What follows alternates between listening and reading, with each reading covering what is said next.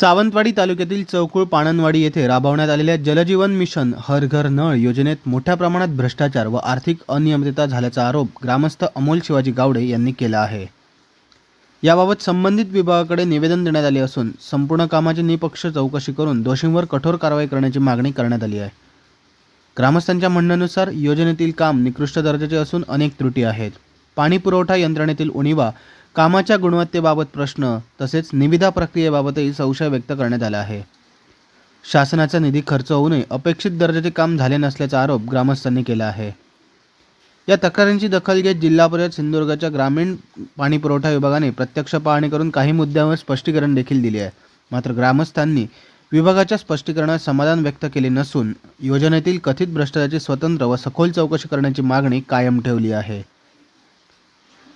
संबंधित दोषींवर कारवाई करावी, अन्यथा ग्रामस्थांकडून तीव्र आंदोलनाचा इशाराही देण्यात आला आहे। Bhikaji Dond, Konkan live breaking, Chaukul, Sawantwadi.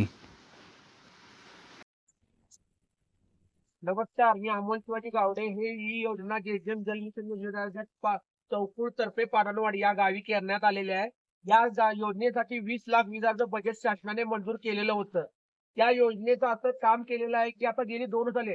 योजनेचा अर्थ जेजेमचा असा आहे की 28 वर्ष एकदा शासनाने दिली की पुन्हा त्या गावाला किंवा वाडीला परत पाणी किंवा शासनाच्या योजनेवर खर्च करत नाही।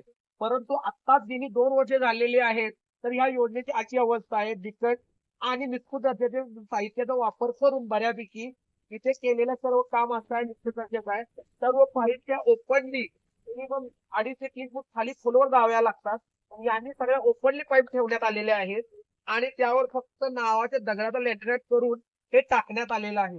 सध्या ही अशी कंडिशन असताना भाविकात पुढची 25 वर्ष हे टिकू शकतं का, याचं शासनाने नियम बघून ते काय ते ठरवावं। हे ते करणारे योजनाबद्ध करणारे सुदेश राणे यांना 10 वेळा जेजेम आहेत, त्यांना बोलवलं होतं। ठेकेदार जे गुलाब गावडे आहेत यांना दिलेलं आहे काम हे, तरी त्यांना सांगूनही त्यांनी पुन्हा लक्ष दिलेलं नाही। सुदेश राणे प्रत्येक वेळी उडवून लावतात, प्रत्येक वेळी त्याने केलं, त्याने बघितलं, ते योग्य त्याने काम केलेलं आहे म्हणतात। नेमका ना ग्रॅव्हिटीचा अर्थ सुदेश राणे साहेबांना माहित आहे का नाही, हेच आम्हाला आता प्रश्न पडलेला आहे की 16 लाख रुपये असे ज्यांनी खाल्लेले आहेत 20 लाख रुपये घेऊन, की काय असा आमच्या ग्रामस्थांना प्रश्न पडत आहे। असं भरपूर ठिकाणी केलेलं आहे। हे पाठवण्याचं एक फक्त एक नमुना म्हणून तुम्हाला दाखवत आहे। अमोल गावडे, मगाशी तुम्हाला टाकीचं उदाहरणात दाखवलं, बाहेरच्या पायपा दाखवल्या होत्या ओपनली।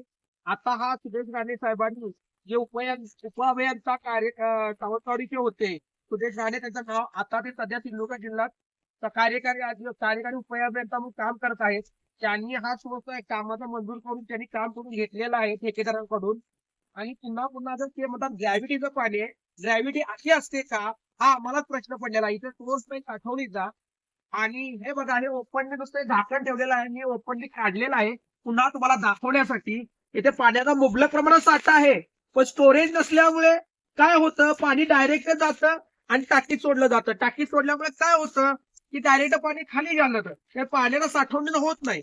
इथे साठवणीची सोय नाही, काय नाही, स्टोरेज नाही। सध्या या वर्षभरात यांनी काहीच लक्ष दिलेलं नाहीये। ही बघा, या झावळ्या वगैरे तयार होतात, याच्यात हे असं तयार होतं, हे आता हळूहळू म्युकर सारखं उगवत आहे। याचा जर कोर्स लोकांनी प्यालात, याच्या अंगावर एखादा परिणाम झाला, याला जबाबदारी कोण घेणार? इथं झावळ्या तयार झालेल्या आहेत बघा, या व्हाईट कलरच्या मशरूम टाईपच्या, याच्यामुळे आमच्या शरीरावर किती परिणाम होतो सुदेशांना दाखवून पण घेत नाही विनाकारण। ठेकेदार गुलाब गावडे यांना ते सपोर्ट करत आहेत। ते प्रत्येक वेळी सांगतात त्यांच्या मिसेस जिल्हा परिषद सदस्य आहेत, हे आहेत ते आहे, म्हणजे काय सदस्य आहेत म्हणून त्यांनी काही करावं का? हा राजकीय हस्तक्षेप झालेला आहे साहेब। हे 16,42,000 मिनिमम 20 लाख जर मंजूर असताना हे असं काम होऊ शकतं का? शासनाने याची बेदखल घ्यावी। स्वतः सीओ साहेबांनी पण हे बघितलंय, साहेबांनी त्यांना सांगितलं ठेकेदारांना करून घ्या म्हणून, तरी त्यांनी काही लक्ष दिलेलं नाही म्हणावं तसं। त्या पुन्हा तुम्हाला तुमच्या माध्यमातून मी पुन्हा शासनाच्या दरबारी जावं यासाठी मी हे सर्व दाखवत आहे। पायपा पाहात, ह्या आता इथे जंगली प्राणी येण्याची शक्यता 100% असते, तरी या पायपा ओपन मिळत नियमाने त्या अंदाजपत्रकात त्यांनी त्या जे आम्हाला दिलेले आहे थोडंफार माहिती, त्या अंदाजपत्रकानुसार ती 2.5-3 फुटावर खोल हवी होती, पण ही ओपनली रस्त्यावर ठेवली। उद्या एखादा हिंसक प्राणी तोडून गेला तर तो ग्रामस्थ पाहायला येऊ शकतो का 4-5 किलोमीटर वरती? बाबा खरोखर पाणी का येत नाही, कारण काय? मग यावेळी नुकसान झालं, जबाबदारी कोण घेणार? हे जे काम केलंय अंदाजपरवा जर व्हायला हवं होतं. हे असं यांचं नियोजनबद्ध काम चालू आहे निकृष्ट दर्जाचं. पाईप्स आहे, सर्व आहे, पण हे असं चालतं का? स्वतः साहेब देतात लेटर काढून की याच्यावर सिमेंट माती कालाचा थर पाहिजे होता, 2.5-3 फूट खाली पाहिजे होतं. पुन्हा स्वतः अभियंता सांगून मग स्वतःही लक्ष देत नाहीत. नेमकं हे चाललंय का हे आम्हाला ग्रामस्थांना कळावं. आमचं चौकुळ मधील पाननवाडी हे गाव आहे, छोटीशी वाडी आहे माझी. त्या वाडीसाठी आम्ही ग्रामस्थांना मिळून एक 20,20,000 निधी मंजूर केला होता. त्यातला शासनाने 16,42,000 निधी आम्हाला मंजूर करून दिला. यासाठीच, या गावासाठीच किंवा या वाडीसाठीच आम्ही सर्व ग्रामस्थांनी मिळून हे जलजीवन मिशनचं एक काम होतं शासकीय, ते पाण्यासाठी आम्ही केलं होतं. आम्हाला पाण्याचा स्रोत, पाण्याची उन्हाळ्या पावसाळ्यात कमतरता असते म्हणून केलं होतं. परंतु ज्यांनी हे काम केलेलं आहे किंवा शासकीय कर्मचारी याच्यावर पुन्हा लक्ष न देता हे काम निष्फळ दर्जाचं करून देण्यात सहकार्य ठेकेदारांना केलेलं आहे. सगळा पाईप ओपनले आहे, सर्व आहे. अंदाजपत्रकात टाकतात 2.5-3 फुटावर खोलवर असतात म्हणून दाखवताना पाईप ओपनली रस्त्यावर पडतात. आत्ताची अवस्था आहे. आत्ताची आमची ग्रामस्थांची एक अशी खंत आहे की आत्ताच्या पाईप्स अशा ओपनली आहात की भविष्यात जर एखादा हिंसक प्राणी आला किंवा केले त्याने पाईप्स वगैरे फोडल्या तर पुन्हा हे घडू शकतं का काम? हे होऊ शकतं का? एखादी गाडी गेली रस्त्यावरून पाईप ओपनलेत, पाईप फुटली, कोणाला जबाबदार धरायचं? शासनाला की त्या गाडीवाल्याला? पुन्हा हे ग्रामपंचायत किंवा जिल्हा परिषद करू शकतं का? पुन्हा आम्हाला ही योजना देऊ शकतं का?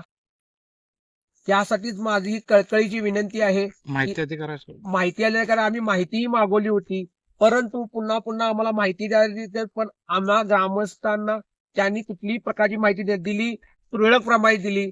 पुन्हा मानसिक छळ करण्या प्रकारची माहिती दिली. पुन्हा ग्रामपंचायत, जिल्हा परिषद ग्रामपंचायतकडे पुन्हा असे करत होते. अभियंता साहेब याही आमच्याकडे लक्ष दिलं नाही त्यांनी आता तरी काहीतरी आमच्याकडे बघावं ग्रामस्थाकडे. पाण्याची अवस्था आहे, पाणी एवढं स्वच्छ असून त्याची शुद्धता ठेवत नाहीयेत. त्याला जबाबदारी कोणी घ्यायची? आम्ही ग्रामस्थांनी की काय? हा आमचा एक कळकळीची विनंती आहे शासनाला की यांनी याच्याकडे पाहावं आणि पुन्हा ती दुरुस्त करून पुन्हा त्या पाईप व्यवस्थित घालून द्यायला त्या ठेकेदाराला भाग पाडावं हीच विनंती. Konkan live breaking news channel, अचूक बातमी, थेट हल्ला. कोकणातील ज्वलंत प्रश्नावर मर्मभेदी लिखाण करून सत्य मांडणारे निर्भीड चॅनल. लाईक करा, सबस्क्राईब करा आणि फॉलो करा.